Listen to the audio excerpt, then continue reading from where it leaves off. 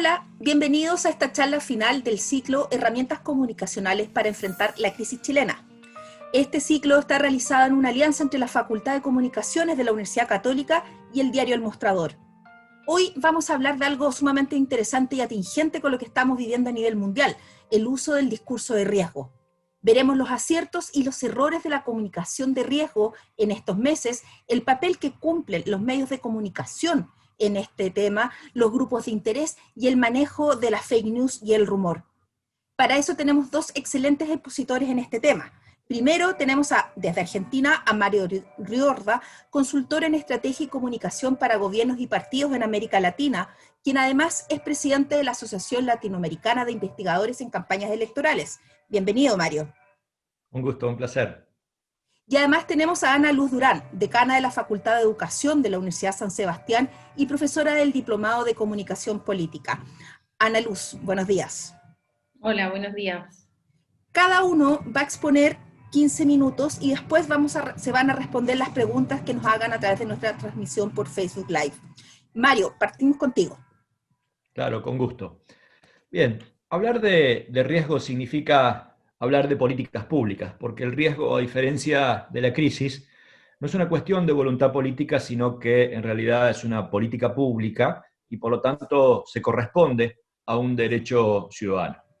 Cuando hablamos de riesgo también implica básicamente intentar que este riesgo se reduzca, y esa reducción tiene que ver con vulnerabilidades, tiene que ver con cambios de conducta, tiene que ver básicamente con cambio de hábitos para que estos peligros, alertas, vulnerabilidades, evidentemente puedan ser mucho menores de lo que se suponga o de lo que sería si efectivamente esta política no estuviese presente. Por lo tanto, hay algo central ahí que son las vulnerabilidades. El riesgo trabaja preferentemente sobre las vulnerabilidades para evitarlas. Entonces, hay un objetivo de fondo que es alertar, que es concientizar y que significa prevenir.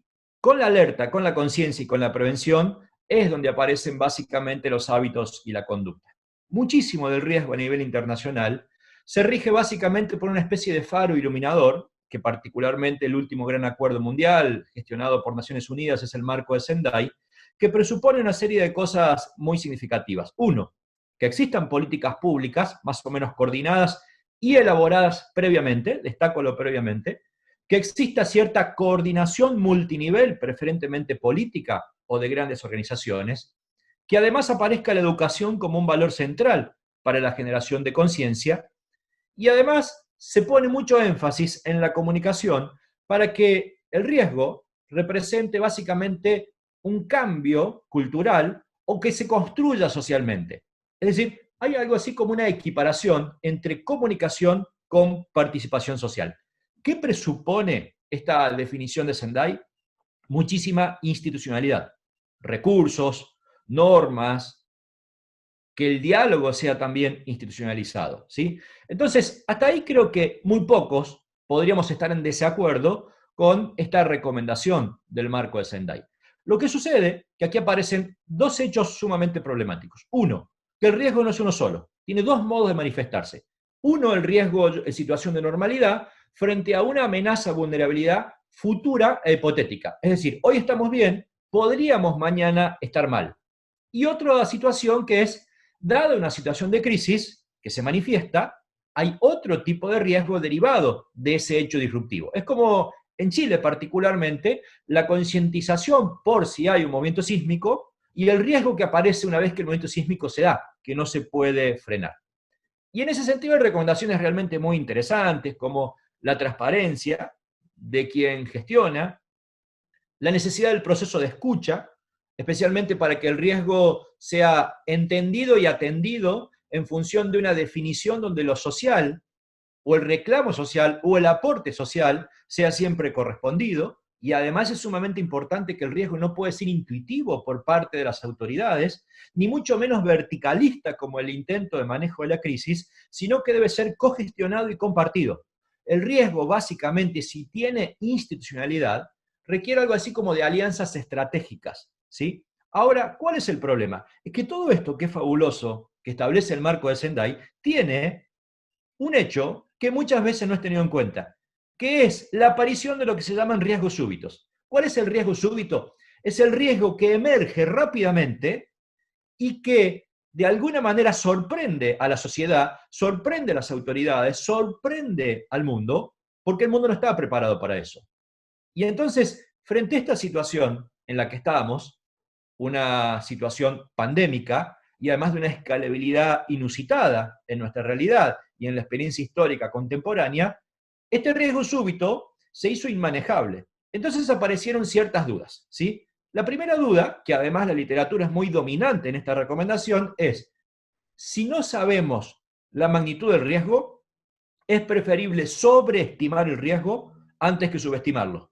Y esto no es una realidad que haya pasado en todos lados. De hecho, el clima de celebración, control, muchas veces está mucho más cerca de la subestimación que de la sobreestimación. El segundo elemento, los gobiernos le tienen miedo al miedo. Mucho sentido común también le tiene miedo al miedo. Y esto no es un juego de palabras. De hecho, hay expresiones muy comunes como, por ejemplo, no, tenemos que tener cuidado para no generar pánico. Bueno, la literatura en este sentido también es muy clara y además, yo diría, consejos muy cercanos a la unanimidad. La idea del pánico como una construcción social, la idea del pánico como una manifestación colectiva, es básicamente algo así como una acción presupuesta que particularmente ciertos ensayos franceses de hace exactamente 200 años manifestaron, pero que no fueron probados en conductas colectivas, que no representan lo que la ciencia, el dato empírico, la evidencia ha aportado, y por lo tanto, esta idea del pánico es algo que existe, pero no necesariamente apoyado o sostenido desde el discurso científico. Y entonces nos encontramos con que en situaciones de alto nivel de riesgo, más que existir pánico, lo cual implicaría, desde esta visión de la escuela francesa, algo así como una desindividualización de las conductas, gente alocada que corre, que hace cosas irracionales, nos encontramos que la realidad, y para las enormes mayorías de la población, sucede exactamente lo contrario. Desata posturas más de corte cooperativo, no excluye conductas que sean difíciles de entender racionalmente, pero sí presupone que mayoritariamente es la cooperación el elemento dominante, que de acuerdo al riesgo entre un 70, 80 y hasta 90% de la gente se asocia a este tipo de prácticas de corte solidario, ¿sí? Y por lo tanto, entonces, un objetivo central del riesgo es que si existe peligro, lo que define la política, lo que define la ciencia, muchas veces también existe alarma, que es la percepción subjetiva de parte de la sociedad. Y el eje central del riesgo es achicar la distancia entre la alarma, el miedo individual de la sociedad, de cada actor de la sociedad, y el peligro, la definición de por dónde actuar. Entonces, aquí aparece una serie de cosas, que es, ¿qué pasa con el miedo? Que genera un debate, desde mi punto de vista, poco sostenido en evidencia empírica. Y el miedo sí es aconsejable en situaciones de riesgo súbito, como también es aconsejable en situaciones de riesgo último. Rick Scott, el gobernador de la Florida, decía que en realidad la gente que no abandonase en su momento, tras un huracán, su hogar, tenía que grabarse, le recomendaba grabarse con una lapicera el número de seguro social por si lo encontraban flotando. Hace poco, el sistema de emergencias norteamericana catalogó al huracán de la semana pasada como insobrevivible. ¿Por qué? Porque era una situación de riesgo último para este porcentaje menor que sin esa acción de riesgo último, para que básicamente el peligro adquiera el mayor nivel de racionalidad, visibilidad, sin esa acción, evidentemente, no habría ningún atisbo de conciencia. Pero bueno, insistir, esto es riesgo último. Voy al riesgo súbito, que es la capacidad sorpresiva. Porque no es lo mismo generar confianza en sociedades como, por ejemplo, Nueva Zelanda, o como en Finlandia, o en Noruega, o en Suiza, o en Japón, por caso, que son sociedades que se sostienen sobre confianza colectiva y hay posibilidad de cambios colectivos en el corto plazo, que sociedades que no se sostienen bajo ese valor de la confianza pública. Y entonces ahí la necesidad del miedo es importante porque si no, el nivel de alarma, de la percepción respecto del riesgo, se achica y llega a la nada. Y por lo tanto, no solo no hay adecuación entre peligro y alarma, sino que hay un peligro alto con una alarma baja. Entonces, ¿cómo se achica esa distancia? ¿Cómo se achica ese hiato? Básicamente entendiendo que hay dos tipos de miedo y uno sobre el cual recomiendo trabajar, que no es un miedo excluyente. Cuando uno habla de miedo, la verdad es que democráticamente nos hace ruido, pero hablo básicamente de un miedo que modifique hábitos, que modifique conductas. Y por lo tanto, es sumamente interesante la diferencia que Robert Gordon en algún momento establecía respecto al miedo fáctico y el miedo epistémico. ¿Qué es el miedo fáctico? Es aquel miedo que denomino miedo experiencial, que ha sido vivido. Es el pesar de este pasado que de alguna manera se presenta como una evidencia real y concreta. Es la certeza de lo que alguien vivió, que puedo ser yo o que puede ser un tercero. ¿Cuál es el miedo epistémico? Es la incertidumbre, es la pura emocionalidad, es la exageración constante, es una hipérbole que verdaderamente preocupa. Entonces, aquí va una recomendación. El miedo del que hablamos, quienes sostenemos que en situaciones de riesgo súbito, vale decir riesgo sorpresivo, o en riesgo último, situaciones de una sordera relativa de una porción pequeña de la sociedad, requiere básicamente trabajo sobre el miedo fáctico. Este miedo último, este miedo epistémico, este miedo exagerado, este hipérbole, de verdad que sí tiene connotación poca democrática, porque literalmente no está anclado en la racionalidad y en evidencia, y es lo que también de alguna manera critico. Pero esto no significa que haya que criticar este miedo experiencial, este miedo fáctico. Y además hay un error muy potente, en mi punto de vista, que es que no se termina de diferenciar que cuando hablamos de un miedo asociado al riesgo para modificar hábitos o conductas, el hábito es una acción puntual, la conducta es un sistema de hábitos incluso, no es lo mismo hablar de un riesgo máximo, perder la vida, de un riesgo intermedio, la responsabilidad, y de un riesgo utilitario o menor. ¿Por qué? Voy a dar un ejemplo y me salgo de la pandemia. En campañas de prevención vial, el riesgo utilitario es más potente que el riesgo máximo en campañas comunicacionales. ¿Por qué? Porque la gente entiende que es mucho más probable que no pueda conducir un mes o 2 meses o 3 meses si me quitan el carnet para conducir, a perder la vida. Entonces, fíjense qué interesante. Cuando el debate es si la campaña debe mostrar sangre, es más morbosa, es absurdo y es ridículo. La evidencia empírica indica que el riesgo utilitario mínimo es más potente, es más persuasivo y produce cambios. Y hay veces incluso que el riesgo máximo, que casi siempre, y no es siempre de acuerdo al riesgo, es la pérdida de la vida, hay situaciones donde el riesgo intermedio es igual de potente o más potente que el riesgo máximo e incluso hasta más potente que el riesgo utilitario o este riesgo menor. Un ejemplo que es muy asociable a lo que pasa hoy con la pandemia, incluso a nivel internacional. Y es que la tasa de muertos, por ejemplo, hablo de Argentina, el promedio de muerte se da en edad de 73, 74 años, la tasa de contagio está levemente superior a los 30 años. ¿Qué significa? Se mueren las personas de más edad, pero los que contagian son jóvenes. Es decir, el problema empezó a estar focalizado en jóvenes. Entonces, mucha de la campaña debería realizarse, como por ejemplo lo ha hecho Perú, aunque creo que con un desarrollo creativo, una implementación muy cuestionable, y es afectar como lógica de riesgo intermedio, de miedo intermedio, a ese sector particularmente, no para que se haga cargo de su propia condición de salud, sino básicamente su propia responsabilidad frente al resto. En la Asociación Británica de Psicología hay un paper que se denomina No personalices, colectiviza. ¿A qué hace alusión el paper? A que muchas veces las personas jóvenes o los deportistas que tienen altos niveles de defensa no le hacen caso a las estrategias individuales directas que me llegan a mí como persona porque me resbalan, porque no me siento apelado. Pero si en todo caso yo prestaría atención si mi conducta pone en riesgo a mi familia, pone en riesgo a mis amigos, pone en riesgo a la sociedad. Entonces, ¿qué sería el miedo intermedio? Es el vivir con pena, antropológicamente, citando a Levi-Strauss. Digo, es el vivir con pena, el vivir incómodo. ¿Por qué? Porque aunque yo no sea afectado, sí estoy afectando al resto. Fíjense que hay un criterio de responsabilidad y de solidaridad que, si se quiere, en esta idea de no personalices, colectivices, se posa claramente sobre la perspectiva colectivizante, si es que vale la expresión.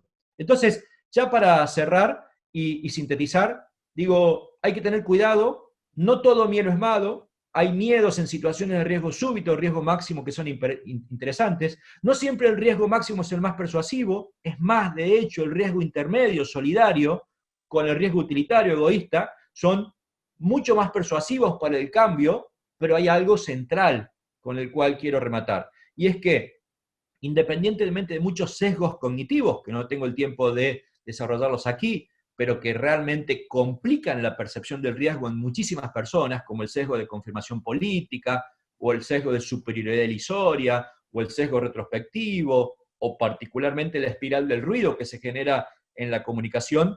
A ese riesgo, incluso sostenido desde algún parámetro de miedo, siempre, absolutamente siempre, hay que acompañarlo con una instancia central, y por eso remato con esto, por su destacada importancia, y es que el riesgo, independientemente de la capacidad en el corto plazo que sea producida desde alguna instancia de este miedo experiencial, debe ser acompañado, sustentado y fortalecido, no tan solo con institucionalidad, diálogo y construcción social de gobiernos en sociedades estratégicas con la ciudadanía, sino que debe propender a tener un rol educador, un rol pedagógico y un rol explicativo. Muchísimas gracias. Mario, muchas gracias, sumamente interesante. Ahora vamos a pasar a la exposición de 15 minutos de Ana Luz Durán. Ana. Muchas gracias. Bueno, quiero saludar a Mario, a Marcela, agradecer al mostrador por esta iniciativa y por supuesto saludar a Eduardo Arriagada, que ha sido uno de los ideólogos de esta actividad, también a Jaime Muñoz, que dirige el programa de Diplomado de Comunicación Política y Campañas Electorales, que han logrado que hoy día estemos aquí, motivarnos a todos y generar este espacio. Bueno, yo quiero partir desde el concepto de las políticas públicas, o sea, un gobierno debe gobernar con políticas públicas porque estas son parte de un todo, no están segmentadas, de manera tal que el ciudadano pueda en el fondo juzgar al gobierno en su totalidad. En este contexto, lo que se denomina como comunicación gubernamental y también la comunicación de crisis, lo que hoy nos convoca, que es la comunicación de riesgo, son claves para establecer lo que se denomina un norte estratégico, ¿no? Es decir, el rumbo de la política general del gobierno que tiene que asumir los conceptos de gobernanza, que tiene que ver con involucrar a los ciudadanos, pero también de cara a estos ciudadanos. Y ahí hay algunos elementos que son bien importantes, como la confianza y la credibilidad, que son necesarias en todo proceso de gobierno. Quiero partir haciendo una distinción entre la comunicación de riesgo, que pretende aumentar el conocimiento y la comprensión, favoreciendo la confianza, credibilidad, y lo que podríamos llamar la comunicación de crisis, que intenta generar certidumbre y cerrar algunas crisis. ¿Por qué hago esta distinción? Que luego lo veremos y retomaré lo que pasó en el caso chileno y cómo nosotros enfrentamos esta situación de pandemia viniendo de una situación de crisis que se dio a fines del año pasado. En ambas situaciones se debe generar confianza y una mirada global del problema. Y eso también da cuenta de lo que pasa muchas veces en las políticas públicas, en que las analizamos, las implementamos sin tener una coherencia entre ellas. La necesidad de explicar a la ciudadanía lo que está sucediendo y cuáles son los riesgos y las posibles soluciones transforman a la comunicación en una relevante aliada para la gestión política, social, institucional y en el caso que hoy día nos convoca precisamente en los temas de salud. ¿Qué es lo que han planteado algunos autores como Sattman? Es que en este ámbito se combinan ciertas situaciones que suman los elementos que tienen que ver con las amenazas con los elementos que tienen que ver con la indignación. ¿Y por qué se producen o cuáles son las características que tiene una situación como esta? Primero, que son involuntarias, ¿no? Se reparten de forma desigual entre la población. Y ahí hay un contrapunto bien importante con la situación de América Latina, que tiene que ver con las desigualdades que hay dentro de cada uno de los países, ¿no? En el último caso que hemos tenido de la pandemia, se ha repartido también de una manera desigual dentro de la población. Tercero, no se puede evitar, proviene de fuentes que no son conocidas, genera un daño que es irreversible, genera o pone en peligro a la población. En este caso había un desconocimiento desde el punto de vista científico, que ha generado también en algunos casos algunas afirmaciones o información que podríamos denominar contradictoria, genera y causa la muerte. Y existe además una muerte que no es lejana, le puede pasar a cualquiera, ¿no? Y eso genera una situación en que se suma además los componentes de miedo y tristeza. Y eso le da un contexto a una situación que tiene altos niveles de complejidad. ¿Por qué? Porque no todas las personas van a poder o afrontan el mismo nivel de riesgo, y también, por lo que mencionaba hace un minuto atrás, que se distribuye desigualmente en la población. Hay un elemento, esto hace que la comunicación sea altamente compleja porque se tienen que manejar muchas variables, pero también hay un fenómeno que tiene que ver hoy día con lo que podríamos llamar la internacionalización de los riesgos, ¿no? En un contexto en que todo es global, la economía es global, las telecomunicaciones, los movimientos políticos, pero también los riesgos de la salud. Por lo tanto, estos riesgos están asociados a cambios en los estilos de vida, en los viajes, en los modelos de consumo y también en los movimientos migratorios, que no nos perdamos de vista que en esta pandemia en algunos de los países han tenido un efecto bien importante, especialmente con quienes han sido o están dentro de los países o que han querido o están en la frontera. Bien, en los siglos XX y XXI no había una situación de tal magnitud como la que hoy día estamos enfrentando por la cantidad de países y la población afectada.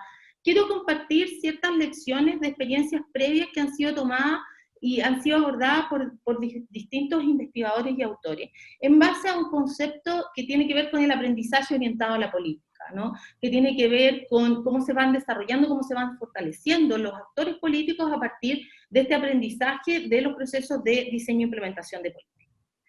Si bien en los últimos años han habido 11 epidemias o pandemias de importancia a nivel mundial.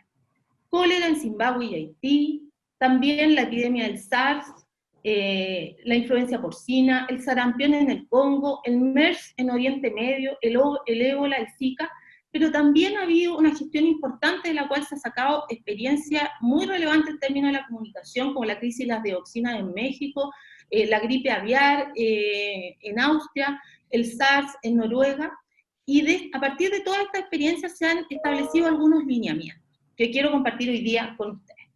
Lo primero, la proactividad, ¿no? Cuando se inicia, que se comunique y se inicie la comunicación tan pronto como sea posible, teniendo en lo posible un efecto calmante en la población, que eso es bastante difícil, ya lo saben. Segundo, la accesibilidad con la prensa y comunicar con regularidad. Tercero, comunicar con claridad los riesgos a la salud. Explicar de manera sencilla, precisa, y también con un elemento muy importante en estas situaciones que lo hemos visto incluso en nuestro propio país, la transparencia de la información. Ser honesto y transparente con la información. Claridad entre lo que se sabe y lo que no se sabe. También si hay faltas de información, que en el caso de lo que nos ha tocado vivir han habido muchas, ¿no? Un elemento muy importante, y aquí también se apela al concepto de política pública, la coherencia entre los mensajes que emiten las autoridades, ¿no? ¿Por qué? Porque estamos tratando de generar certeza. La presentación de cifras precisas, ahí podríamos ampliarnos a hablar sobre lo que ha pasado con toda digamos, la incorporación de tecnologías de la información, todo lo que ha sido el uso de redes, pero ahí podemos dejarlo para un poco más adelante. También lo que tiene que ver con la empatía con la ciudadanía, y yo creo que eso es uno de los elementos que hemos visto en distintos países que ha jugado un rol también importante. La importancia del anuncio temprano es uno de los elementos que más se ha destacado en todo este tipo de comunicación, especialmente frente a la pandemia. De hecho, hay algunos modelos a los que les interese profundizarlo, como Reynolds, Young, Park, que han trabajado lo que se llama un modelo de emergencia de crisis, de comunicación en emergencias, crisis y situaciones, en que establecen ciertas 5 etapas que me parece que son interesantes de compartir porque marcan ciertos lineamientos. La dimensión previa, de advertencia, preparación, orientarse al conocimiento del riesgo por parte de la población, que es uno de los elementos más complejos, porque hay que preverlo. El evento inicial, que implica una comunicación rápida y empática. Mantenimiento, que tiene que ver con saber cuáles son los riesgos. Luego viene el proceso ya de informar sobre cómo se va a resolver este problema, y finalmente evaluar, documentar y comunicar las lecciones aprendidas, ¿no? Y eso sirve mucho para los países que vienen después. Entonces, habrían como 3 elementos. La importancia del anuncio temprano, con recomendaciones básicas, mensajes que doten de sentido lo que acontece, que sean instructivos, y aspectos claves como la transparencia, la información puntual y la sensibilidad. Quiero mencionar algunos ejemplos que han logrado, o buenos casos, ¿no? O cosas, o aspectos que se han destacado de algunos gobernantes, desde el punto de vista de la articulación de la política pública, de lo que se llama el ámbito de la gestión, la conducción política y la respuesta económica. Porque también aquí convengamos que especialmente los países han tenido una preocupación por el desarrollo económico y cómo va y cuál va a ser la repercusión de esto, ¿no? Alemania se destacó por la transparencia, la comunicación y las acciones de prevención de contagio muy rápidas. Corea del Sur tenía la experiencia del MERS del 2015, y por lo tanto ellos adoptaron medidas tempranas y mantuvo el ritmo de la economía. Nueva Zelanda, por supuesto, la primera ministra, que incluso muchas publicaciones han habido respecto al liderazgo de las mujeres en el manejo de la pandemia, así que a ella se le atribuyó un liderazgo firme y cálido, pero que tomó drásticas medidas, ¿no? Eso es un elemento que además le contribuyó en su posicionamiento político a nivel mundial. Incluso Morrison, de Australia, que es un personaje bastante controversial, logró en el fondo generar una coordinación entre los funcionarios de gobierno, que después se valoró mucho, y le dio un espacio al mundo científico, ¿no? Más las medidas, por supuesto, económicas, que implicaron en el caso de Australia medidas por sobre, más o menos, no sé, un 10% del PIB aproximadamente. Canadá, Trudeau, que él creo que es un personaje político a seguir. ¿Por qué? Si ustedes ven cualquiera de las encuestas que salieron después, no sé, en el Wall Street Journal, él es una de las personas que se vio más beneficiada en términos de popularidad a nivel mundial y nacional por su manejo a la pandemia.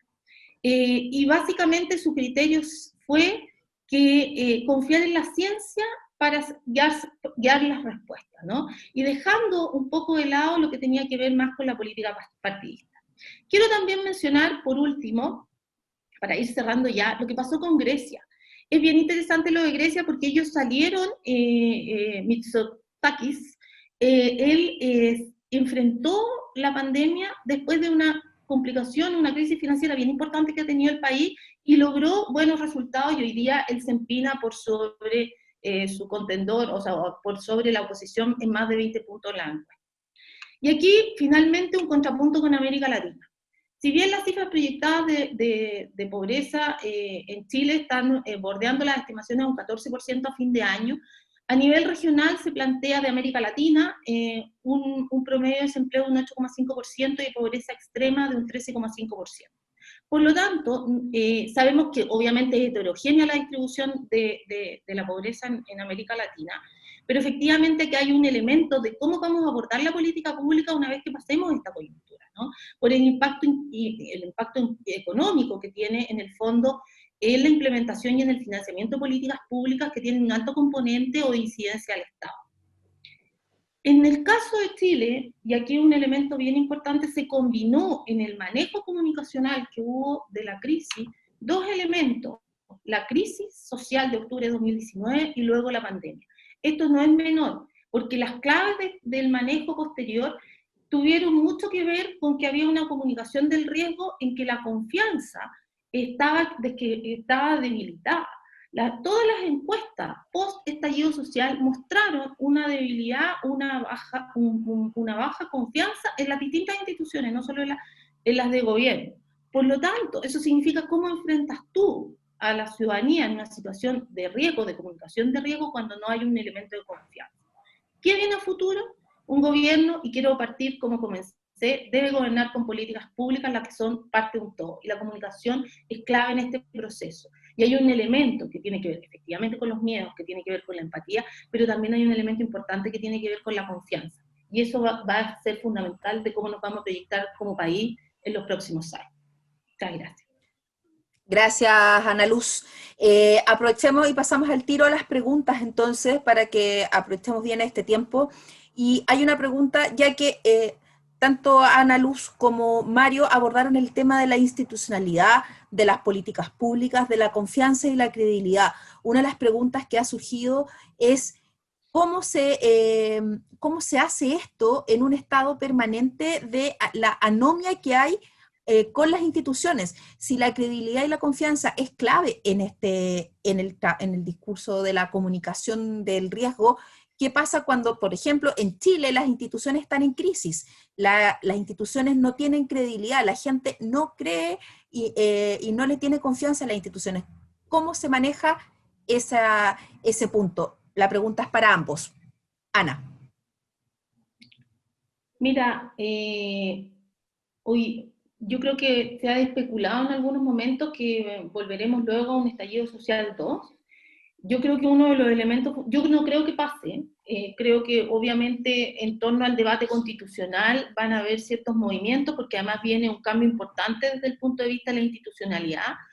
Enfrentar la votación por el plebiscito, por la reforma constitucional, nos puede llevar, digamos, a estar un buen tiempo, si es que gana el apruebo, discutiendo cuál va a ser la nueva institucionalidad. Lo primero, yo creo que va a tener que haber una especie, como lo ha habido en varios momentos políticos de la historia de Chile, como el año 2003, y podríamos incluso recordar los primeros inicios del gobierno del presidente Elwin, por allá por los años 90, en que se ha tenido que llegar a un consenso social, a un acuerdo de las fuerzas políticas, especialmente para el fortalecimiento del desarrollo económico. Nosotros en el último tiempo hemos visto en que todo es posible. O sea, todas las políticas públicas que requerían de un Estado que diera cuenta de un sistema de protección social, hoy día parece que son posibles, ¿no? Y quedó la sensación de que esto era posible porque había una presión de la ciudadanía. Y eso es algo que tenemos que restituir, tenemos que volver atrás, fomentar la gobernanza. Los ciudadanos son importantes y tienen que ser considerados en los procesos de diseño e implementación de las políticas públicas y evaluación. Por lo tanto, primero un acuerdo político importante que hay que sacar al país adelante. Hay que fomentar el desarrollo económico. No es fácil, pero las fuerzas políticas tendrán que ponerse de acuerdo en un momento. Segundo, mirar las políticas públicas no como políticas de gobierno, sino que lograr tener políticas de Estado, porque eso muchas veces nos ha impedido instalar este sistema de protección social de manera efectiva, en que la ciudadanía se sienta efectivamente respaldado y con ciertas garantías mínimas que son básicas en áreas como educación, salud, vivienda, podríamos decir algunas que son fundamentales para la ciudadanía. Yo diría que eso es uno de los elementos fundamentales, como más allá de solo centrar la búsqueda de la confianza o la restitución de la confianza en las autoridades políticas, tiene que ser el conjunto de las autoridades políticas. Mario, la incertidumbre, ¿cómo se maneja con esta anomia que hay hacia las instituciones? Bueno, yo comparto lo que planteaba Ana en gran parte. Traté en la exposición de hablar desde el riesgo y no de la crisis, porque son parecidas, pero no son lo mismo, ¿sí? Justo en estos momentos, estoy terminando, cuando digo justo es justo ahora, entregando hoy mismo un libro a una editorial, que va a salir en octubre sobre comunicación de crisis, y el título del libro es "Cualquiera tiene un plan hasta que te pegan en la cara". Es una frase atribuida en su momento al boxeador Mike Tyson, pero que la traigo a colación. Incluso he teorizado mucho sobre lo que sucedió en Chile, particularmente en el 2019, y el libro fue inspirado básicamente en las crisis latinas del 2019, y en gran parte el desarrollo del concepto de mala praxis lo hago pensando básicamente en la gestión de Piñera. Con muchísimo respeto, y esto no tiene que ver con animosidades ideológicas o partidarias, mala praxis es para mí, en el marco de la gestión de crisis, cuando la acción comunicacional destinada a mitigar o trabajar en aporte de certidumbre en la comunicación de crisis, no solo no producen el cometido, sino que además la agravan. Y me parece que en ese sentido, la acción presidencial siempre tendió hacia un estilo que, en primer término, era intentar mostrar un poder que se había perdido. De hecho, la crisis, y particularmente la crisis en la situación que vivió Chile, significaba un reacomodo relativo de poder, y quien lo había perdido era quien más lo manifestaba estrendosamente y no agregaba nada, absolutamente nada, sino casi iría en un proceso autoestigmatizante de un poder que se había perdido.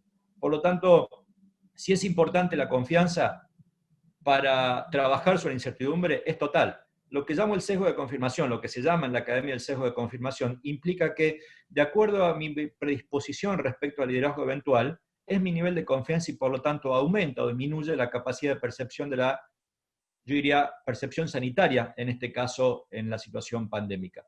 Esto implica que toda gente que vea mal al presidente tiene mucho menos chances potenciales de hacerle caso, de respetar gran parte del riesgo construido verticalmente hacia arriba. Entonces, asumir la necesidad de un pacto, de un diálogo, no solamente es central, sino que diría es decisivo, como Ana Luz recién planteaba, para que esto se transforme en una política pública y no en una acción reactiva, como quizás expliqué en gran parte, y atendiendo al corto plazo, a la urgencia, a lo súbito, en la primera parte de la intervención. En segundo lugar, esto implica además que este diálogo social no tenga que ver necesariamente con la supervivencia política, tenga que ver con los criterios de institucionalidad que la política pública defina. Y en el caso chileno, si se suma una crisis mal gestionada con un riesgo, a mi entender, más gestionado en primer término, porque se lo subestimó, porque se intentó mostrar excesivamente lo que se llama el exitismo de los avances parciales, que después significaron un retroceso mucho más frustrante para el común de la sociedad. La verdad es que está todo mal. Esto no significa que haya que ceder a la oposición, porque también hay que ser realista y no hay que ser inocente, pero significa que en un diálogo la situación de poderío, que además ya se había perdido en el 2019, no está intacta. Y esto implica que en la sesión de construcción social del riesgo, en este caso que es prioridad, evidentemente el diálogo, la institucionalización del diálogo es algo vital, tanto como para lo que sigue, porque una cosa es el riesgo y la crisis sanitaria, que particularmente en área metropolitana ustedes la tienen combinada, y además se le agrega la crisis económica y social como efecto de esta pandemia, que también va a generar otro coletazo igual o más importante que la situación que se tenía. Entonces, la verdad es que la institucionalización del diálogo, la situación de intentar evitar una celebración de poderío que no se tiene y cogestionar el diálogo es algo central. Bueno, insistir, codiseño y cogestión en estas situaciones son palabras que hay que acostumbrarse a utilizar porque son quizás los principios nucleantes de una acción, sobre todo hacia adelante, porque además hay un serio problema, las crisis pasan pero el riesgo queda. Y uno se queda con la visión de crisis, pero se olvida de que el riesgo va a quedar, y en este caso va a ser un riesgo social, por un lado, derivado de la situación económica, y va a seguir siendo, lamentablemente, un riesgo sanitario. Otra pregunta para los dos. ¿Cuál es el rol que cumplen los medios de comunicación? Pregunta Carolina Durán, en este escenario de crisis y de incertidumbre, precisamente, y además en hacer un contrapunto precisamente con lo que tú planteabas, Mario, con el tema de priorizar el exitismo, por ejemplo, en este gobierno, más que la comunicación de crisis. ¿Cuál es el rol que han tenido los medios y cuál es el que deberían tener? Ana Luz. Sí, mira, dos cosas. Primero, quiero destacar un elemento bien importante, lo que planteó Mario, que tiene que ver con este concepto de que la crisis te golpea en la cara y nos vamos a quedar con el riesgo, ¿no? En un contexto en que los conceptos de exclusión, desigualdad e inequidad han estado presentes no solo con la pandemia, sino que también en el último año a partir de la crisis social. En ese contexto, el rol de los medios de comunicación en esta doble cara, ¿no? Porque nosotros vamos a tener varios elementos. Tenemos un elemento que tiene que ver con una institucionalidad política, con que no tenemos mayoría en el Congreso de ninguno de los grupos mayoritarios, y el presidencialismo que nosotros tenemos hoy día requiere que tenga el gobierno mayoría para poder avanzar en lo que podríamos llamar una agenda social. Primero, yo creo que los medios de comunicación tienen un rol muy importante primero en la comunicación del riesgo en todas las etapas que yo mencioné, ¿no? ¿Por qué? Porque son los canales de comunicación que se relacionan directamente con la ciudadanía. Cuando se recomienda por qué medio usar, ya no es solo la tecnología de la información, porque un importante conglomerado o un importante grupo de la población no tiene acceso a Internet, pensemos que Santiago no es Chile, ¿no? Y la mayoría de las capitales de América Latina no tienen mucha relación a veces con lo que son las regiones. Chile, con los niveles de tecnologización que tiene, tenemos solamente un 44% de desarrollo de Internet. Por lo tanto, lo primero, los medios de comunicación son muy importantes, sobre todo para llegar a quienes no tienen acceso a las redes sociales. Ahí hay un espacio muy importante de comunicación que podríamos denominar la comunicación más tradicional. También en la búsqueda de la información, ¿no? En la búsqueda de la información y la transmisión de la información en términos no solo del conflicto, yo creo que también hay un tema de responsabilidad política de los medios de comunicación en términos de mirar la política y de mirar la política pública mucho más allá de la contradicción entre los políticos, entre las autoridades, entre los elementos que están equivocados. La política es maravillosa, ser político es maravilloso, y yo creo que eso también es uno de los elementos que los medios de comunicación tienen que lograr transmitir a la ciudadanía, y lo más importante, la gobernanza. que también es un elemento en que los medios de comunicación tienen un rol importante, porque los ciudadanos también tienen que ser partícipes, y eso tiene que ver también con la información, ¿no? Así que medios de comunicación, pero también medios de información, ¿no? Clave sobre todo para quienes están más alejados del uso de tecnología y las redes sociales. Mario. Yo creo que lo primero que habría que considerar es que no todos los medios son una unidad, ni siquiera homogéneos, ¿sí? Lleva aproximadamente 80 años la tesis dominante de que los medios son actores políticos, y claramente también esa actuación política la hacen cada día más explícita. Si en gran parte de la sociedad y el consumo político adquiere, yo diría, un estilo asociado básicamente al tribalismo, donde hay comunidades de intereses afines, los medios también, en el marco de esa afinidad, nutren en gran parte a ese tribalismo, a su propia comunidad de intereses. Así que los medios han perdido de alguna manera el criterio de equilibrio sustentado en tres principios, que es describir, que es explicar y que es interpretar, y casi siempre interpretan a secas, sin las dos instancias previas, ¿no? El concepto de verdad tan estudiado creo que tiene que ver con evitar la animosidad inicial a la hora de redactar algo, y me parece que eso se ha olvidado. Por lo tanto, creo que hay una responsabilidad mediática, en primer lugar, de intentar al menos un equilibrio informativo inicial y dejar de ser actores políticos del todo sesgados, porque contribuyen a ese sesgo de confirmación que antes decía. Este concepto de equidistancia está bastante ausente. Lo segundo es que hay recomendaciones. Cuando uno entra a la literatura que ofrece particularmente la Organización Mundial de la Salud, toda la recomendación derivada a la actuación mediática es espectacular, y la verdad es que cuando uno lo coteja o hace filtro con la realidad, es muy poco serio. El principal portal argentino hace unos días publicaba una noticia en referencia a una noticia de Guayaquil que decía en el titular, casi 800 muertos, y cuando uno entraba, hacía clic, entraba y decía más de 700. ¡Wow! Digo, solamente para buscar el clickbait le agregaron 100 muertos, 100 muertos. Entonces, estas acciones, que literalmente son la ausencia de ética, es muy preocupante. Además que, bueno, insistir, los medios constituyen básicamente una especie de propalador o acelerador del sesgo de confirmación. Creo que falta muchísimo. La capacidad estigmatizante en el habla periodística sigue siendo verdaderamente preocupante y dañina, y es algo en el léxico, en la redacción técnica, en el cual se ha trabajado muy poco. Y ni hablar además en el rol que juegan en las redes sociales. También entiendo que el clickbait tiene que ver con una cuestión hasta de supervivencia de los medios, ¿no?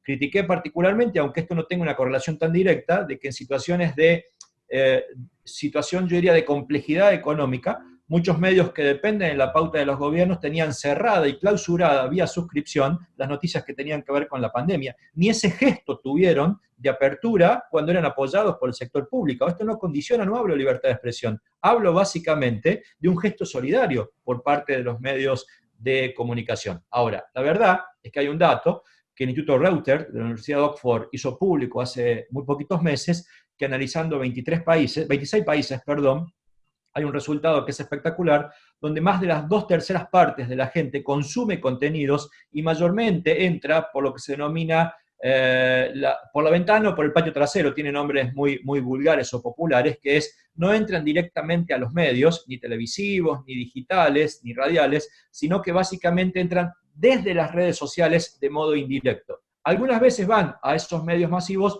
otras veces no, y caen en medios más bien de corte alternativo. Entonces, hay una complejidad, hay, ¿por qué no?, también una cierta desesperación hasta económica, al igual que cualquier otro tipo de empresa, pero también es cierto que hay una responsabilidad ética, social, de percepción del riesgo, que debiera ser sopesada en esta complejidad económica que además, no solamente los medios, sino la totalidad de los humanos vivimos. Mario, esta pregunta es para ti.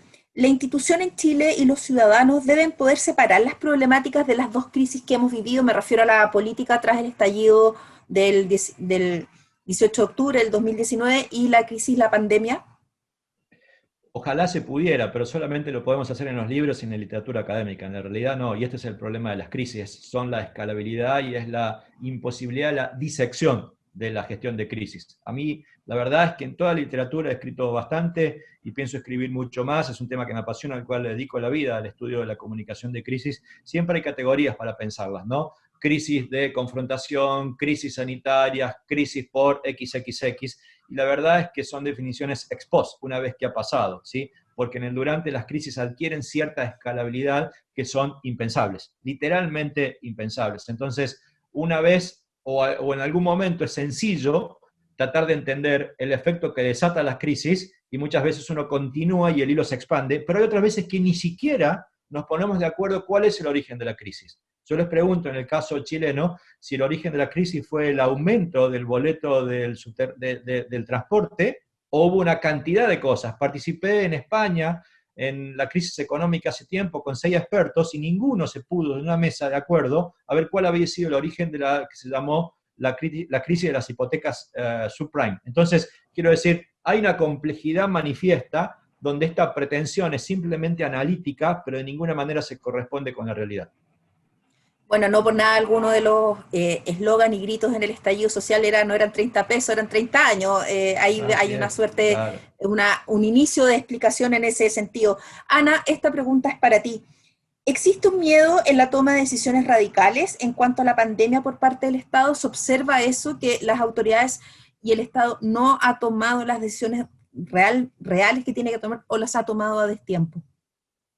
Mira, yo creo que son dos cosas en el caso nuestro. Nosotros tenemos, así como tenemos en la tradición del proceso de formulación de políticas públicas, un eje muy importante centrado en el pilar económico, en el desarrollo económico del país. Para bien o para mal, eso es uno de los elementos fundamentales. Chile, recordemos que ha tenido una posición en el concierto internacional, especialmente en los organismos multilaterales, que ha logrado o que logró en su momento instalarse en base a su modelo de desarrollo democrático y su modelo de desarrollo económico. Por lo tanto, uno de los elementos que yo creo que nos jugó una mala pasada tiene que ver con nuestro propio desarrollo político e institucional, que protegemos o siempre hemos querido como resguardar los aspectos económicos, ¿no? Por lo tanto, cuando tú tienes que tomar medidas drásticas, como las que yo mencioné que se tomaron en algunos de los países europeos, incluso hasta en Argentina, ¿no? Que Mario a lo mejor nos puede contar de primera fuente, esas medidas significaban un impacto económico muy radical. Y yo creo que ese fue el primer error, ¿no?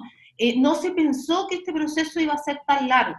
Probablemente, y por eso está este concepto maravilloso que es el aprendizaje orientado a la política, si se hubiesen tomado medidas iniciales más drásticas, podríamos haber recuperado prontamente la preocupación fundamental que tiene que ver con el desarrollo económico, que siempre está especialmente en el gobierno. No es que es como un elemento inherente a el conglomerado político, ¿no? Entonces, eso yo creo que fue uno de los elementos que más definió la agenda de la crisis, ¿no? Y cómo se iba a enfrentar la crisis. Y lo segundo, que yo creo que la magnitud o la magnitud del proceso, yo creo que no se logró visualizar con antelación. No se logró mirar lo que estaba pasando en otros países, y yo creo que esos dos elementos fueron los que hizo que esto pareciera a destiempo. También las vocerías múltiples, y ahí algunas cosas que, incluso algunas veces información contradictoria que se daba entre mismas autoridades. Yo creo que esos son como los tres elementos que yo diría que marcaron este proceso con sus luces y con sus sombras, sabiendo que esto es muy complejo, ¿no? Una última pregunta ya para ir cerrando, para que no nos pille la hora, a los dos.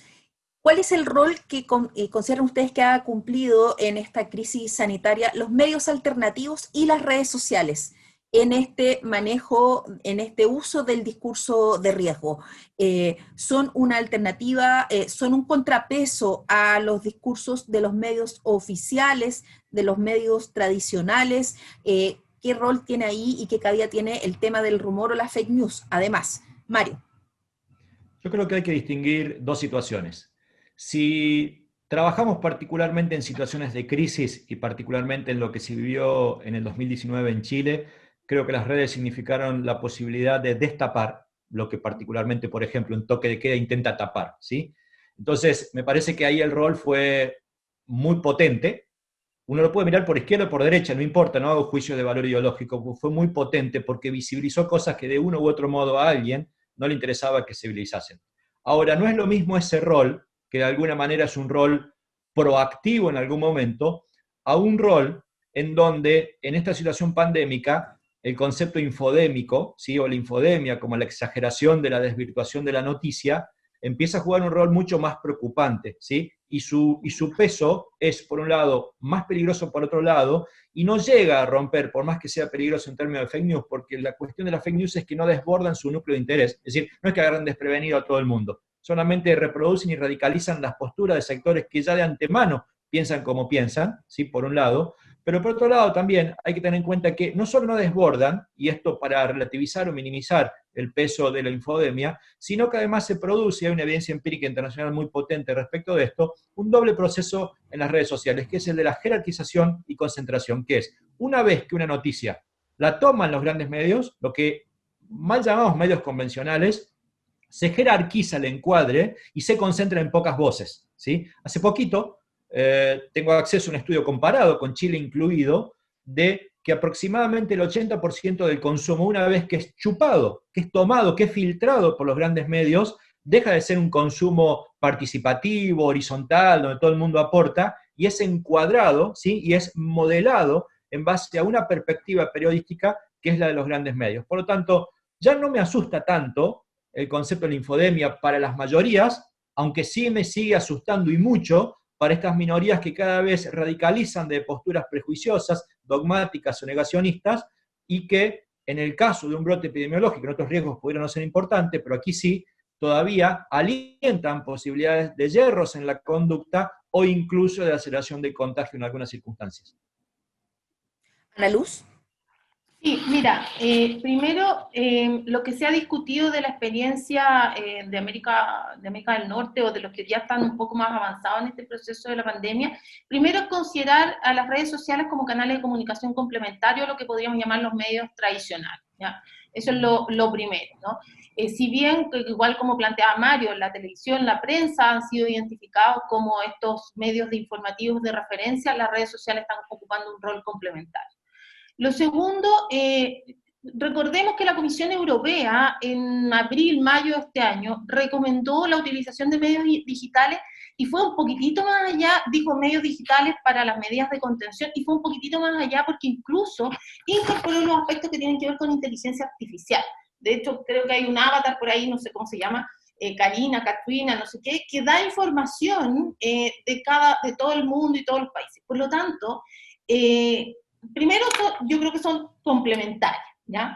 Entendamos también la coyuntura. Primero, complementaria en términos generales, pero la coyuntura, o sea, cuando nosotros tuvimos, cuando empezó a surgir el tema de la pandemia, nosotros veníamos de un contexto de miedo, desconocimiento, indignación, un proceso de que venía un marzo, que a lo mejor iba a venir un proceso de reactivación, y no fue así. Entonces, efectivamente, los medios, las redes sociales, los medios alternativos y todos los que podemos mencionar cumplieron un rol muy importante, pero también se produjo en muchos casos en que se generaba información que no era real en un contexto en que la gente venía de una situación de pasar por un periodo de crisis dado por la crisis social, por lo tanto en un contexto en que había indignación, miedo, desconocimiento. Entonces es muy delicado porque tú llevas directamente a las personas que están en una situación de vulnerabilidad información que es falsa. Yo creo que ahí también